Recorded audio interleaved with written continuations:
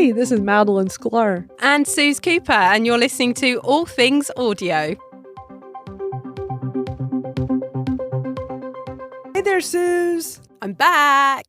It is so great having you back. You were missed the last 2 weeks, but we had an amazing little group of co-hosts in your place, and they were phenomenal. I thought I'd lost my seat, to be honest. I mean, they were just incredible. Never. I literally cannot say enough about them, how amazing they were. It's just so heartwarming. Isn't it incredible that we've got listeners that kind of jumped in at the moment when I couldn't be around? And yeah, amazing that they joined in and jumped in. And my goodness, their commitment to it as well. They were finding the content. There was discussions going. Notion was going nuts during the week. It was fantastic. Loved it. Amazing. You were away at some really cool events, and I'm so excited to hear the things you're going to be talking about today. I'm really excited to tell you all about it. I've just got to make sure that I don't take up the entire hour talking about the podcast show. So yeah, I might need to be told to stop, to be honest. But I'm definitely going to be talking about what they said about spaces. To be honest, there wasn't as much there about social audio as I might like to have seen or heard. But yeah, what there was very interesting, and I'm going to be speaking about that just shortly. Here's something also interesting observation. So apparently, because you're hosting, you don't have that new comments feature that's built right in. I see at the bottom right the blue circle with the plus sign to tweet out this room. But when I was hosting Twitter audits on Saturday, we had that new feature where you can comment. What happens is it automatically sends out a tweet as soon as you start the room, and it alerts the host that this is happening right at the start. So a tweet goes out, the purple card with the room, and then everybody can be commenting in the app, in Spaces, and all it is doing is commenting on that original tweet, which is brilliant. And I know we've talked about this a little bit, and Hostling has had access to this, but I finally had it last week. But I guess you don't, Suze, because I don't see us having the ability right now. No, I don't. I don't have that. No, that's true. And we have discussed it, and I've seen that it's coming up, and it's, something being tested, and it kind of creates like a long thread. Is that right? Just tweet after tweet after tweet. Yeah. I mean, not technically a thread. A thread is when you yourself just keep adding tweet after tweet. But what it is a tweet from you that your room has started, with the usual Twitter card, Spaces card. And then in the app, instead of that blue button, it's like the comment emoji. And in the app, you can actually be doing the comment right in there, and it's just adding it as a comment from that person into that one tweet. It does kind of thread it all together. It's threading the comments together, but it's no different if, let's say we're in a Twitter chat. It's identical to a Twitter chat. If I, right now put out question 1 and we're all answering, we're hitting reply to the tweet and answering it, and you see how like everybody's comment is below the main tweet. It's the same exact thing. But what's great is that we can do this inside the Twitter mobile app while we're in Spaces. And I think that's really cool. Yeah, absolutely. I mean, it sounds like definitely one of those kind of extra features that perhaps nobody had thought about, but could actually be really quite useful. But yeah, unfortunately, at the moment, I don't seem to have it. But, I'm very patient. I wait with these things. One day I will get the 100. The scissors will stop disappearing, and we will be able to comment via the space rather than just tweeting it out for discoverability. But there we are. Excellent. Right. Shall we dive right in? Let's dive in. It's mostly your show today. You've got lots to talk about. I have. I mean, when I think back all the things that you've covered in the last 2 weeks as well, I had to listen at length. I mean, everything from super follows, flow in, Kevin leaving, the Rodecaster Pro amp on Alexa, which you mentioned without me. So we're definitely going to have to round back on that at some point. And then last week with Robert Hanna, wasn't that amazing? LinkedIn audio events. Oh my gosh.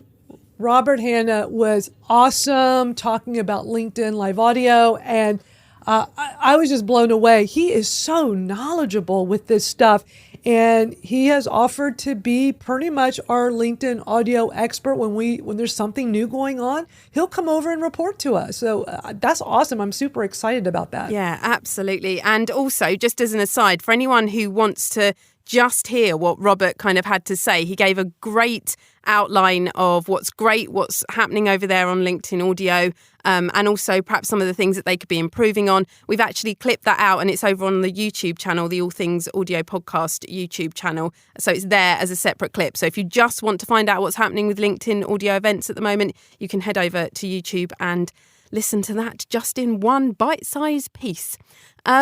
Yes, let me tell you all about the podcast show because, I've been waiting a whole week to tell you. I did jump in at the end of last week's All Things Audio from the hotel room where I was completely shattered after day one of the podcast show over here in London. It was a pretty big deal. There are around 5,000 people, they've said, over the 2 days in London, and it's the biggest industry event for podcasting that's been held here since 2005, they reckon. And my goodness, everybody was there. Everyone from Shaw, Audio Technica, all the way through to Acast, YouTube were there, Spotify were there, Amazon Music was there, all the big names, and lots of different people from different production companies, lots of independent podcasters as well, and it was really great. I spoke to loads and loads of people. I didn't hear as much as I thought I might hear around smart speakers and podcasting, which is obviously something I'm quite passionate about. And I also didn't hear as much as I would have liked to have heard about social audio and podcasting. So when I saw that on the Thursday lineup, there was going to be a presentation about Twitter Spaces from the Twitter head of lifestyle partnerships, Julia White, I absolutely earmarked that one. I mean, there were things going on all over the place, so many different tracks I couldn't keep up with in the end. And I definitely missed things that I would have loved. But this was the one at 2:30 on Thursday I was not missing. So Julia, she is head of lifestyle partnerships at Twitter, and she was interviewing the Bauer Media Chief Content Officer, Lucy Cave. Lucy's quite well known for Heat Magazine, Heat Radio. She was a presenter of Big Brother's Little Brother over here in the UK. And they were basically having a conversation called How to Nail Audio on Twitter in one of the auditoriums, but also live on Twitter Spaces, which was pure genius and, was probably quite obvious. But I loved the fact that they thought about it. They had it all set up. They had people in the background that were running, the mic requests and all that kind of thing. It worked really, really well to see it live and to see it happening. It was up on the big screen behind them, which you can see in the picture that I've tweeted. And yes, host Celine Main was there with a front row seat, which I absolutely loved. It was great. It was only a half an hour chat between the two of them. The actual space itself is still live on Twitter Spaces. We've got it there for 30 days minus a few. So if you do want to hear exactly what was said, then you can absolutely go ahead and do that and listen into their conversation. For a bit of a kind of précis of what they said, they spoke a little bit about what Twitter Spaces is all about the fact that Twitter is where your community is. Spaces allows you to go deeper into those conversations that you're probably already having on Twitter. They spoke about how Spaces might fit in with a podcast strategy. How does it complement the audio that you might already be creating? The idea that this is another way of literally speaking to and with your audience. And they also spoke a bit about this kind of reactivity that Spaces gives us and how we're hearing from people live from events like the podcast show, but also those moments in time around the world globally and how journalists and bigger publishing houses and brands are using Spaces to comment on things in real time that are happening around the world. Now, there were some really interesting tips that were given, Madalyn, that I think would be great to share here as well.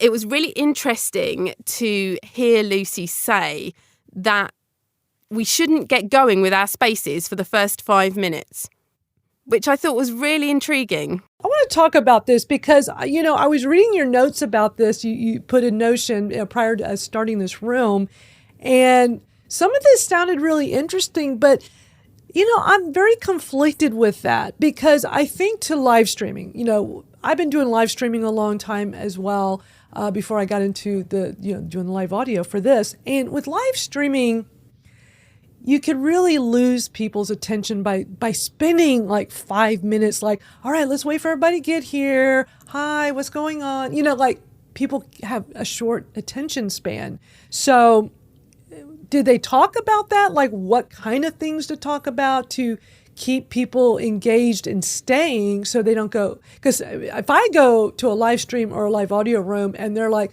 yeah, we're going to wait a little bit, and they just kind of like shoot the breeze and it's boring, I lose the need to stay very quickly. I want the meat. I want the goods, It was the first top tip, and it was actually the first thing that I kind of winced at, because I, like you, kind of thought, yeah, okay, could you expand on that a little bit? Like, is she saying that because she knows that the algorithm's not kicking in for the first 5 minutes, and so that's how we're going to build up this audience and get this discovered a bit more? Or there was literally no real background or embellishment on that. But they were talking about giving people time to settle into the space, realise that it's happening. I don't know. I wonder whether or not it's around the actual tech of it, or actually if it's nothing to do with that and it is just literally that they're finding that people don't join straight off the bat. I don't really know.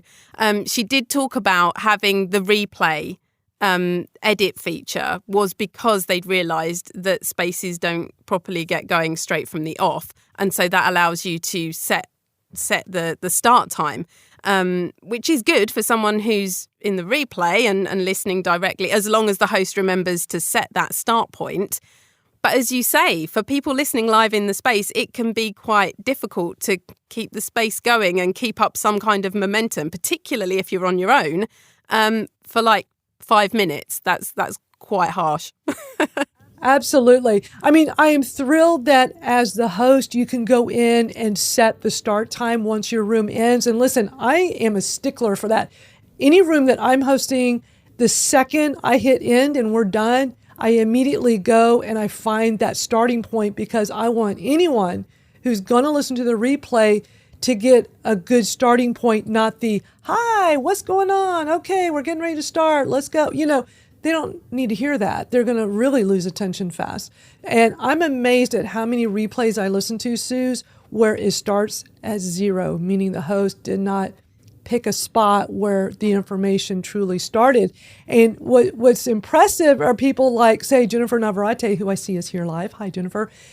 Like, I've seen her and other people hosting rooms where you go to that replay. I mean, it may be 5 minutes, 7 minutes, 9 minutes. They're picking that true starting point of when things really got rolling, and here's the great information for the replay people, which I'm always impressed with. I'm impressed when people take that time to like, give me that good starting point as a replay listener.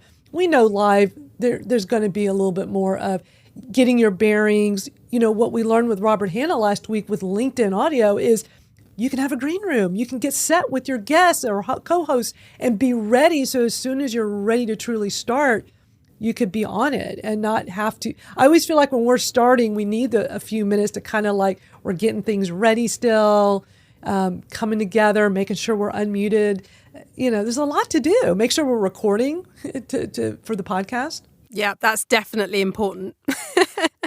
That really surprises me that people aren't doing it, though, because it is such a simple hack to do, isn't it? I mean, I know I do it straight after all things audio, and I'm squinting and I'm stabbing at the screen with my finger, and I'm always gritting my teeth because it is really hard to get that little dot to stop exactly where I want it to stop. I know. But it is definitely worth the time to do it for your audience's experience of the space. So yeah, it seems like such a simple thing to do. I can't imagine why people wouldn't do it.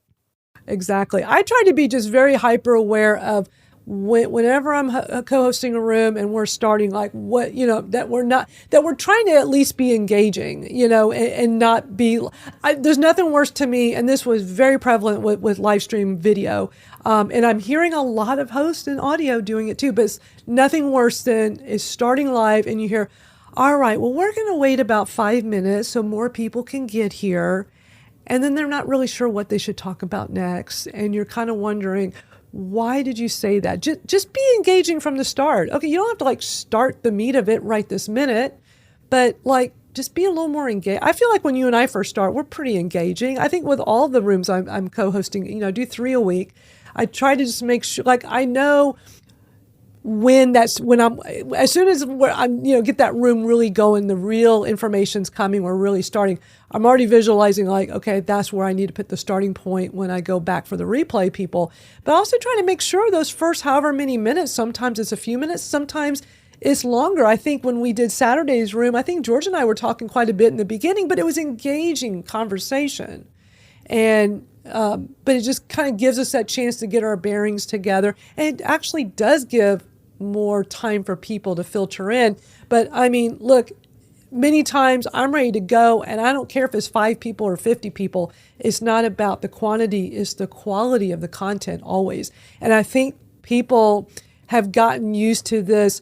It's not, people are, it needs to be a lot of people for me to do this. And if only a few people are here, I shouldn't start yet. And I don't think that's the best decision. It's being recorded. We know many times you get more replay listeners than live in many instances. So I think the focus should really be about the content itself. Yeah, and it seems like if you're savvy on resharing the card again in the first sort of 24 hours, particularly after your space has gone out, that replay, as you say, it can build up its own head of steam and its own momentum, and you do get an awful lot more listens from that. So it's definitely worth thinking about the content, in terms of making it great for those that are listening right now, but also remembering that it's got a bit of a life, about 30 days at the moment, and to continue that and get more people, different listeners, and to push that out again. But yeah, so that was kind of the key thing that she said, and the one thing that kind of made me wince a little bit, because it is very tricky to get that right, that start of the space, draw people in. And if you're by yourself and you think you've got to twiddle your thumbs for 5 minutes, I just don't think that that's the best advice. But the other things that were said were really cool. So things like, make sure you give your space a catchy title. Now, 3 weeks ago, we discussed, Madalyn, changing the title of this very space, because we've always led with the All Things Audio hashtag. And I suddenly realised that in the Spaces bar, that's what you see first. And it doesn't really explain to anyone that's not familiar with All Things Audio what we're talking about. So we've actually switched our title around. And Madalyn, I know while I was off in the last couple of weeks, you'd done it that way around as well. It kind of feels better, don't you think?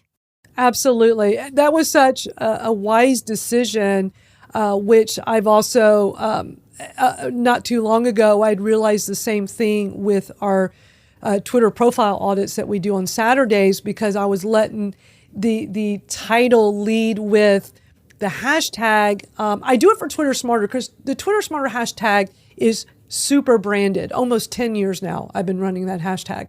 But for Twitter audits, I changed it. So instead, the title every week is, because I wanted to really push out what it is. And we know you're limited with what people see on the screen. So it starts off with Twitter profile tips with Madalyn, Dariana, and George. Then I put Twitter audits hashtag at the end. And I've been really happy with that change, just like, what you've done for All Things Audio, which I thought was super smart, starting it with social audio news. I think that's super smart. I have just noticed, however, that I didn't put a space between your Christian name and your surname this week, which is going to bug me now. So I might have to edit that in a minute. Okay. It doesn't bother me. Or I didn't at you, actually. That's what I've done. I've put your handle, but not your at. But you know what? And it's interesting too with the whole tagging.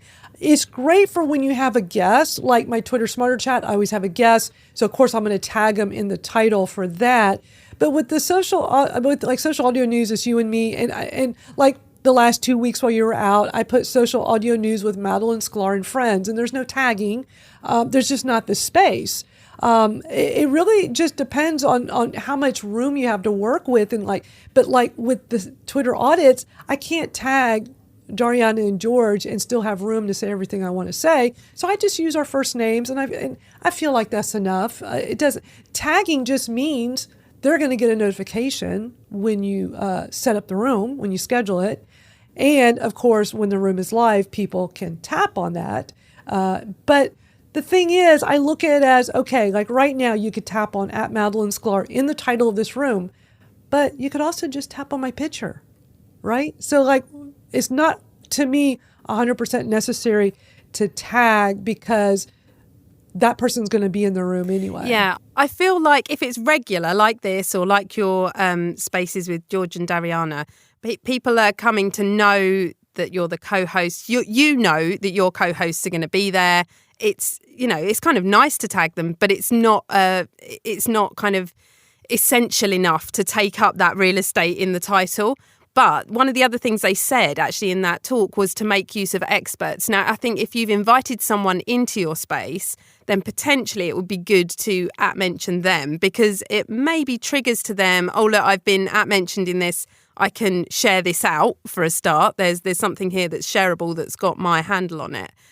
Someone who's not usually going to be in your space and might draw in some more people to listen. I think that's a great reason to @mention them in the title. But other than that, as you say, Madalyn, we don't have that many characters to use up there. It's about giving a catchy and kind of self-explanatory title and not being too clever with things, I suppose. One of the other things they've said is use a hashtag, which I think is, you know, absolutely great idea, so that you can then catch up with anything that anyone's tweeting around your space. Obviously, we've got the All Things Audio hashtag we use here. You've mentioned Twitter Smarter for one of your other spaces, and I know that's your Twitter chat as well. They talked about promoting it. Make sure you tell people it's there, and having a co-host, which we have obviously praised. Can't praise enough having a co-host with spaces on several occasions. So I don't think there's anything there that is mind-blowing, but it was pretty awesome to be sat in a room with them live on a space. It was at least one of the hundreds of sessions that went on that mentioned social audio. I've got a feeling that next May, when they do podcast show take 2, there may well be a few more spaces, a few more areas, a few more people talking about social audio than there were this year round, but it will be very interesting to see.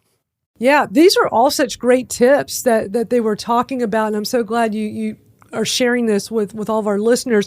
One thing I do want to say, I love that they said promote it. As a digital marketer since 1996, I can tell you most people under-promote things. They really do. Many times people are like, oh, I don't want to bother people. Look, we're in the days of social media where, especially Twitter, where you can tweet promoting something multiple times a day, and it's okay. So don't be afraid to promote rooms that you're hosting, co-hosting, you're going to speak in, rooms you enjoy, that you're just a participant. It's okay to put it out there and help promote it. I mean, over-promoting would be you tweeting it every hour. Don't do that. Don't do that. That's not going to be helpful. But multiple times a day, sure. Spread it out, schedule. So like when I'm promoting this room, I do it leading up. So I might do one a day for a few days. And then the day before I try to do 2, spread like 1 in the morning, 1 in the afternoon. And then today I did several leading up to our start. If you don't put the word out, how are people going to know to show up? Of course, we're doing a regular room. So for many of our regulars, they know to come here on Wednesday afternoon or evening, depending on their time zone.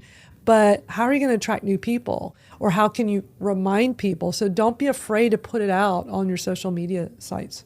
So we have some breaking news, Madalyn, which Celine has tagged me in while we've been speaking. And it's kind of relevant to our very own breaking news. So I am going to let you know about it now. I've already put the tweet up in the nest. So potentially this might have been within this update that I've just done then, Celine. Maybe you can take the mic in a bit and let me know. But now when we share a tweet, we have that option to share to a space that we might be in, but we now have an option to share to a community, which is a new feature. So Celine has taken a screenshot of this and we've popped it in the nest. It's one that has literally, I think, happened kind of quite recently. Didn't know about this before I opened the space on the hour. One of the things that we would like to let you all know today is that All Things Audio is opening a community. And so anybody who would like to join the All Things Audio community, please do let us know. We will be sending out invites. Our wonderful co-hosts who helped us out over the last couple of weeks are already in there. And yes, so we will be building up a community right here on Twitter Communities. I know a few of you have been in touch and asked us, when were we going to do it? Were we going to do it? It's happening. So in future, when you're sharing and you're wondering about whether to share to the timeline, retweet, or share to a space, you could even share into our very own community.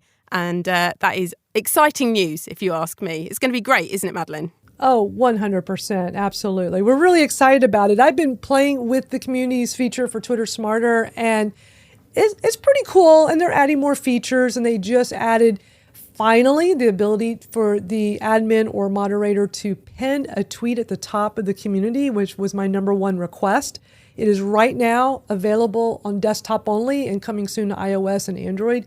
So yeah, when I first started the Twitter Smarter community, I made a tweet that I envisioned would be the pinned tweet, like a welcoming tweet. And I was so surprised that I couldn't pin it. So what I did today when I found out we could finally pin a tweet, I had to scroll all the way to the bottom and find it, because you can do it from inside the community. You can go to your tweet inside the community and then use that to pin. So great feature. So I'm excited about us, now officially launching all things audio as a Twitter community. Our next thing we're talking about is actually a new overlay that has appeared in the app around letting people know that the space is being recorded. I tweeted this out. Hostline brought it to our attention earlier in the week. I always let everybody know at the top of the space. It's kind of part of the setup, if you like, that we are recording our space. You probably heard me say it at the top. But not everybody does remember to do that. So I think this is great. Basically, when someone requests the mic, at the point where they're accepting that speaker invite, they're going to get this screen which says this space is being recorded. Your voice will be included in the public replay. Anyone can listen to the replay. It's just that reminder. I think it's just at that right moment, really, Madalyn, isn't it, for people to have that second reminder just at the point where they're going to actually speak. Absolutely. I think this is really smart the way they're doing this. They're making it very big and bold. Like, this is being recorded, and by accepting to be a speaker, that you are very aware of this. Yeah, and I think it's only right that people have got that opportunity, that last minute, second think, do I want to do this? Is it okay if I'm recorded? Just that little reminder that that's actually happening in the space. So yeah, happy to see that integrated into the app as part of the Spaces flow. So Madalyn, you have got a tweet here about top 10 tips for hosting. Now, we've already covered a few today, but I feel sure there will be more in this amazing article that you have found here from Rachel Thompson. Yeah, Rachel Thompson did this great article. She was actually just here, but under a different Twitter handle, but she left. I was going to invite her to come up and speak and talk about it briefly if she wanted to, but if you look in the nest, this article, I found this to be super interesting and very helpful for people that are looking to start hosting their own rooms in Twitter Spaces. And what really, a lot of these tips are things we talk about all the time, and Suze just named off a bunch of great tips. But what really grabbed my attention was, and I definitely encourage people to read this article, just bookmark it, save it, like it, something so that you can get back to it. And of course, I have it in the Twitter moments I set up with all these tweets. But what was really great that she put in this article, that she's a writer, and she's been hosting lots of spaces now. I've been watching her do them very regularly. And she has gotten some amazing outcomes from hosting her own spaces. As an author, she has sold more books. Her following has grown exponentially. She's networking with, as she puts it, amazing, talented people, and has gained her new clients. So it's making her money. I just love that. I love when people talk about things like, how this is helping them and their career. So excellent tips she has in there. She also collected tips from other Twitter Spaces hosts, people that I've seen, like a lot of beta hosts that have been doing this a long time. So a really great read. Definitely encourage you guys to check it out. Great tips for hosting your own room. So wanted to share that with you all today. It's always nice hearing what other people, what their ideas are of hosting and what works for them. So yeah, wanted to share that. Now, I'm going to move on to this tweet from Chris Messina. Now, this tweet is actually within quite a long thread of tweets that I think started out with him kind of looking at how Twitter was expanding in different ways. So some of the tweets are about Spaces, some of the tweets seem to be about Twitter Blue and super follows. It's huge. What he does, I'm familiar with what he's doing. He has this one long, huge scrolling thread of anything he comes across that's new with Twitter. He uses the hashtag new Twitter on every one of these. So it is a variety of things, but you saw something really interesting regarding Twitter Spaces that he was talking about. Yeah, I just spotted this. It says the 30-day expiration of recorded Twitter Spaces may go away. Old copy, listen to the recording before it expires after 30 days. You can also share it with a tweet. And then he says there's new copy, listen to the recording anytime. You can also share it with a tweet. So the expiring after 30 days has been removed from some copy. What I'm not sure about is where this copy is. I've looked in the App Store. I've Googled it. I don't know whether or not he's seeing it somewhere in a kind of reverse engineered way. I can't find it anywhere. But somewhere there is copy saying that these recordings are available and they've removed that line about it expiring after 30 days. So potentially there's hope, Madalyn, that we may have longevity to the replays in future. I've seen some talk going on about them expanding it and going beyond the 30 days. They're very aware, the Twitter team's very aware of these third-party tools that are allowing us to get a download and have a third-party website like Flowgen we've been talking about where our content can live on past the 30 days. So I think they're realizing they've got to stop expiring at 30 days. I'm sure Jocelyn can fill us in on way more since he's always in the know. So when we get to our chance to invite listeners up, I hope we can hear from him today because I would love to know more. I think it was something Chris Messina uncovered probably with the whole reverse engineering stuff when things are being worked on but not being used or tested just yet. Very aware that we don't have much time left. And I might have talked about the podcast show quite a lot. However, I'm just going to mention it one more time and then we are going to take mic requests. So if you do have anything that you want to say, please do prepare to request the mic and know that your audio is being recorded. I saw the Rodecaster Pro II in the wild at the podcast show. It was very exciting. I know there has been talk of the Rodecaster Pro II over here on Spaces in the 2 weeks that I have been off. So I was even more excited to be able to stand right in front of this new version of the tech. I'm not going to be upgrading anytime soon. I have only just bought the original version of the Rodecaster. But yeah, it was good to kind of stand there and hear the sales patter for it. I didn't get to try it out, but I did enter a competition to win one, which I don't think I won. But yeah, it's got, it's that they are really trying to target the kind of live stream gaming Twitch kind of market. I felt like this was very much a play in that direction. As well as gathering more people from podcasting, obviously. There was a lot of talk once I'd said that I got the original version about, don't worry, that's not going to be retired. We're still going to be updating it. We're still supporting it. They definitely wanted me to know that.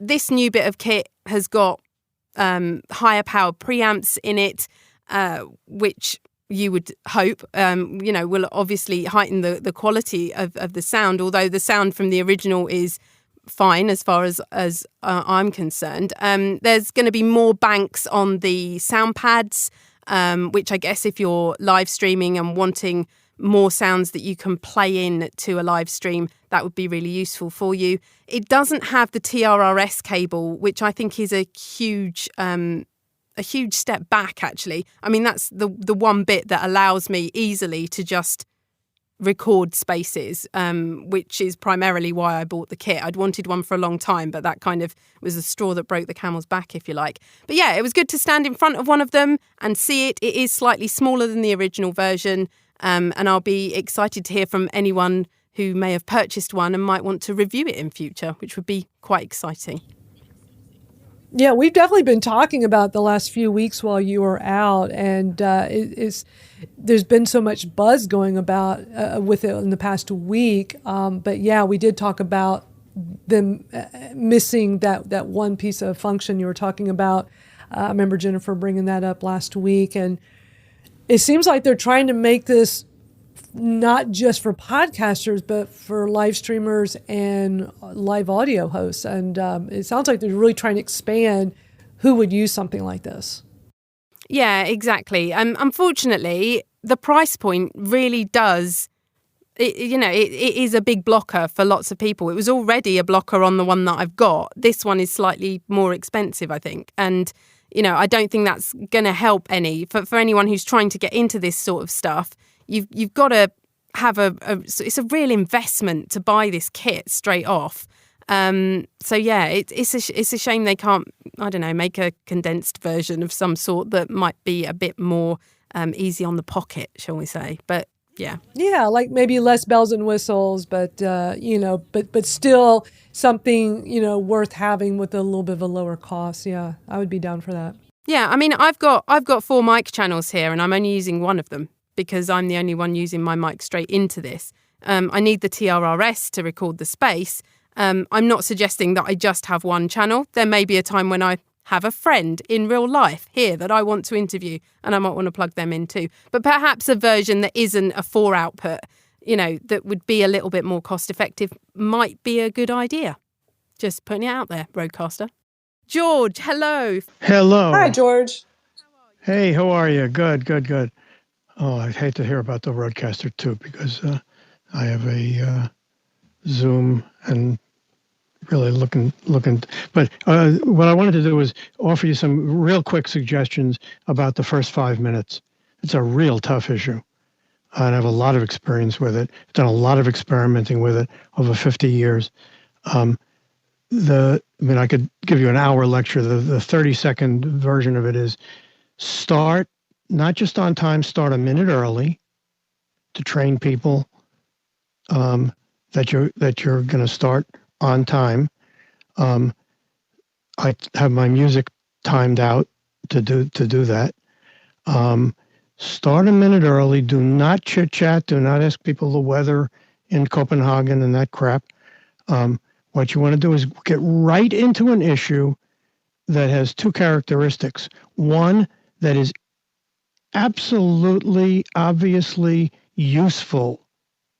Give them something. The old marketers and the old vaudevillians used to say, show them a little leg. That's what you want to do. You want to show them a little leg. You want to give them something they can use today, tomorrow, in their life. Practical, what we would call a pearl or a nugget. But not the major one. Don't shoot it, don't shoot your big thing first. Make it a, 3rd, 4th ranking thing, but an issue. It's kind of a warm-up issue. And that gives you the excuse to say, okay, for those of, people just coming to the room, for those of us who are joining us, we're talking about such and such for such and such. The purpose is this. The mode we're in is this. This is Q&A right now. It's going to be whatever it is later. We're talking about such and such and sharing experiences on this for the next few minutes. And then we're going to be moving to this and this and this. So they're in it. They're in it from the first seconds that mic goes on. Even if you're there alone, you start talking to yourself about something that's useful. Yeah, that's smart. I like that. That's very good, George. Great tips. Thank you for sharing. I invited Hoseline up to speak because I just wanted to have a chat about this latest iOS update and make sure I hadn't missed anything, Hoseline. And I know that you are the master of untangling the update. So, it would be great to speak to you. Hi there. ¿Qué pasa? Welcome back. What's going on, Madalyn? Going on, Hi, George? Hoseline. Great having you here with us. Hey, hi. I'm gonna give a hint of something that's coming, but this is the only hint that I'm going to provide. And we'll go on to the next thing. So I have Wait. What was that? Well, I didn't get it. Do that again. Okay. I'll do it one more time. All right. So we're going on to the next thing, which is that clip shot Oh. that I'll have a screenshot ready for you guys. I found the initial statement that was made regarding recorded spaces, and I found the recent one. So I'll send a tweet. Ah, okay. Is that where Chris Messina's line has come from? Yeah, because I don't like just having tweets with no evidence or digital receipts. So the majority of this space was me going through my archives and finding. I knew that I would need that image, so I have it. I also have Alexis's, but he has his name on it, so I didn't want to say that it was his stuff. So I digged into my crates of receipts, and a tweet is going to go out later today. I'll tag you guys on it about what the wording said. I could actually just read it before it comes out because I know it's going to come out. So here's the wording as it was initially proposed into the platform, which is when you clicked on the record button at the top left, where the blinking red light is, you would get a prompt that read with the bird in the background and the purple circle and a microphone hanging from wherever it's hanging from. So it said, recorded spaces, let the space live on. Only speakers are recorded. Guests who speak will be recorded. The recording is public, so anyone can replay it. Replay or share it with anyone. Listen to the recording before it expires after 30 days so you could share it with a tweet. That was before. Now, I'll just go to the most relevant paragraph. Replay or share it with anyone. Listening to the recording anytime. You could also share it with a tweet. So they removed the 30-day in the actual comments there. So if you actually click on that link now in this particular space, you're going to notice that there is no reference to 30 days anymore. I see. Right, I'm going to take a guess at what that was that you were hinting at, and I'm going to say native sound effects. I'm not going to confirm or deny, and we're running out of time, so I want to be respectful. We are, but we do also have two more speakers. So, okay, host Elaine, we know how you roll. Thank you, though. I mean, it's always cool, like getting like some of this first knowledge before everyone else gets the info. So thank you for sharing that with us. Absolutely. More to come. Cool. And Rachel Thompson's back. She was kind of in and out, and we talked about her article, and I wanted to give her a chance just for real quick, real brief, because we're already at our hour. But Rachel, thank you for joining us. Your article was awesome. If anybody came late, it's in the nest. You can find it in there. Love all these tips for Spaces hosts. You want to just kind of share a little bit about that with everybody here?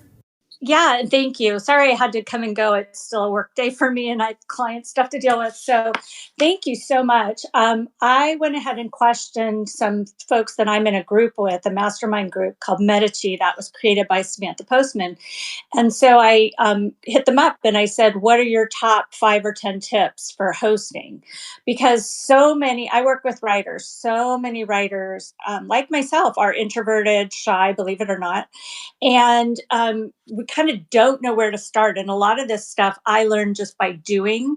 Of course, the highest form of learning is teaching, but doing is how we learn to do stuff. So what I did is I went through and I encouraged everybody to give me what they would consider their top tips. And I'll just run through them really briefly. So have a co-host. Each tip that I give goes into very specific information. Use the mute button if needed, because you never know. Establish your space norms, like we're going to do Q&A and then we'll be back, with a guest, and then we'll open it up to questions or whatever. So it's helpful to do that. Manage the room.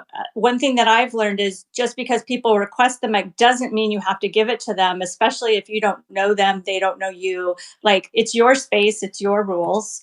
Learn the lingo. There's a lot of different words like the nest or the jumbotron or the mic or the CC or the voice, like figuring out all that stuff. I'm working with someone now he's trying to figure out how to schedule a space. Like, it's totally beyond what he could even imagine doing right now. So be open to learning the module, how it works, and understanding there are constantly updates, as Suze was saying. So nothing is ever written in stone, not only when it comes to social media, but to Twitter Spaces specifically. Those are all such great tips. Rachel, thank you so much for joining us and sharing that with everyone.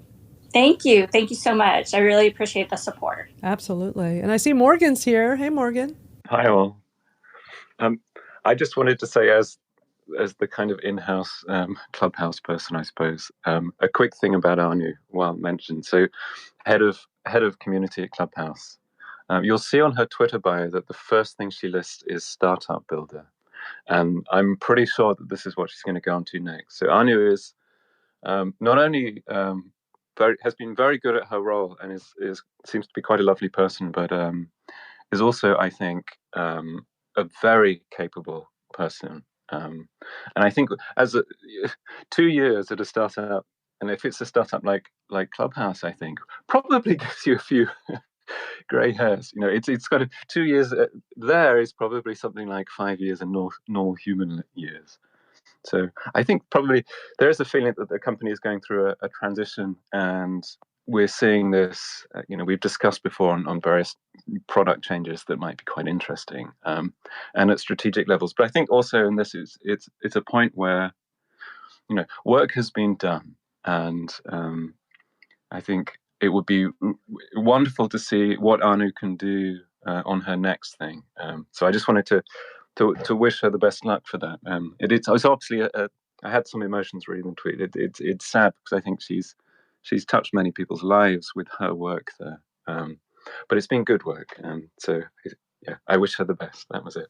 It definitely feels like a shift over there when we start to see that people that actually set this all up are starting to move on, though, doesn't it? As you say, it's a transition moment. It absolutely does. You might say, so Stephanie, the last person who was very well known who left recently, both have some associations with what we might call the creator strategy. And there's a feeling like, so Arnie was head of community, so it's not the creator role. Stephanie was more the creator role.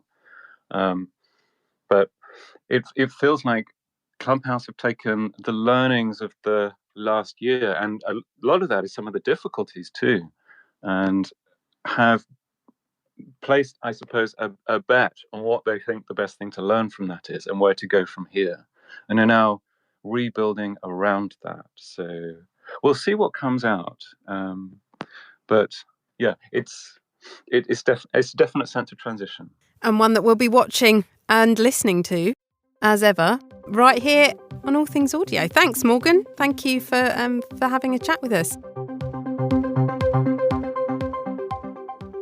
Thank you to all of our speakers who came on and shared so much great stuff. And we're available in all of your favorite podcast apps. We're out there, All Things Audio. You can also go to allthingsaudiopodcast.com as well. You certainly can. And you can catch us here on Twitter and use the hashtag AllThingsAudio, and we'll pick that up throughout the week. So that's it for this week. But thank you so much to everyone that's been here in the space with us and those of you listening. And we'll catch up with you next week. Bye, everybody.